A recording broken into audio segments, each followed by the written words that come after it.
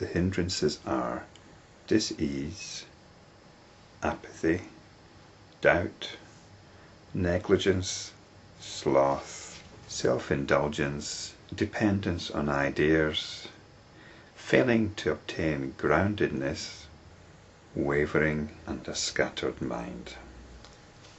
So, we've got a list of 10 hindrances here. And what I've rather coyly translated as dis-ease is normally translated as sickness or illness. Now we're talking about the hindrances, the obstacles to practice. Not simply the obstacles to practice, but the obstacles to samadhi, the obstacles to realization. What stops us from being in samadhi at this particular moment? And of course, if you're sick, if you're ill, then it's very difficult. You might have a fever. You might have dementia. There are times where it's just not possible to practice in the sense of realization, in the sense of coming back to samadhi. So rather than sickness, I've said dis-ease, because you don't actually have to be physically sick to be unable to practice. There are times you're just not going to be on the ball. There are times when you're just not going to be quite with it. And the next sutra, Sutra 31, will spell this out in more detail. But I think relegating Sutra 30 to just physical illness is missing the point. As spiritual practitioners, as enlightenment practitioners, as yogis, there will be times we're just not with it. We've lost the plot. We might even know we've lost the plot and can't quite find our way back again.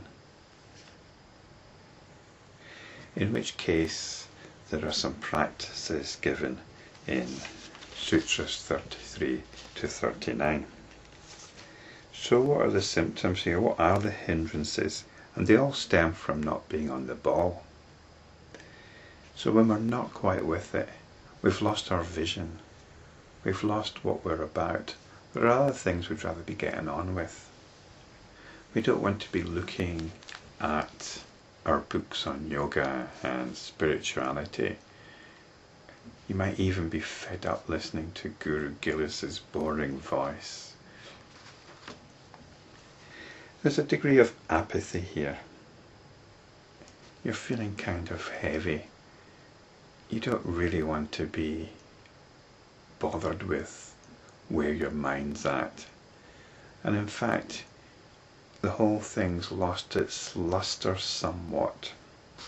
What is this thing that you're into anyway? What is this yoga which you were so enthusiastic about at one point? There's an awful lot of stuff which is a bit of a pain to get your head round. Isn't there a lot more to life than that? Can't we get on with the everyday things and the everyday enjoyments? So this is doubt. This is doubt, leading to negligence, not wanting to practice, not even wanting to pay attention to where your mind is at. You're not even interested in coming back to samadhi. Your memory of it now might be, well, it's something a little bit boring. So you neglect it. You're no longer interested in it. You don't want to practice. So this is sloth. You'd rather just indulge the mind rather than watch the mind. And this is the self-indulgence. Indulge the mood you're in. Go with the mood rather than seek to transcend it. This is what we're up against. We're up against our mood. Our moods are very fundamental. They're who we are. It might be a rather unsavoury mood, or it might be a wonderful mood. You just want to go with it. This is the self-indulgence. You'd rather just go along with whatever ideas you've got about it, rather than try to gain a greater perspective on it. You might even try to justify it in terms of some other philosophy, some other attitude. This is dependence on ideas. And in this way you're failing to obtain groundedness.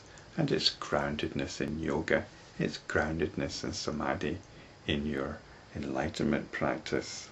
You might actually even be unable to focus on it. You might be unable to focus at this point on your mind, on your attention, on your mood, and to what might be beyond it. Spiritual practice is often like not scratching the itchy spot. And when you're caught up in the hindrances, what you're doing is you're scratching all over. You're scratching all over. Part of you is vaguely aware that this is not what you're about. You're wavering. You're inconsistent, unstable. Basically what you're suffering from is a distracted mind. Your mind is all over the place. Your attention is all over the place. You're just going with your mood. Your mood has got you. So much so that you might not even want to acknowledge this. Are you suffering from a scattered mind? Well, Sutra 31 gives us the symptoms. A scattered mind is indicated by unease, or perhaps even what I call dis-ease, depression, agitation of the body, and irregular breathing. So, just in case there's any doubt, are you suffering from a scattered mind? Well, if you can't sit in one place, if you want to be up doing something, if you have that feeling of unease, that you're not quite getting on with things, you're feeling a bit low, and you're breathing. There's a lot that's going to be said about breathing later. But are you catching your breath? Are you breathing shallowly? Is your breathing relaxed? This is a good indicator of the agitated mind. So we can't get back to samadhi. So what can we do? Sutra 32 tells us the impact of these hindrances can be negated by focusing on what actually is. Now, this sutra is sometimes talking about focusing on God, or practicing what is outlined in Sutras 33 to 39. But what we need to do is come back to what actually is, rather than our thoughts and ideas about it. And the following practices in Sutras 33 to 39 will help us with this.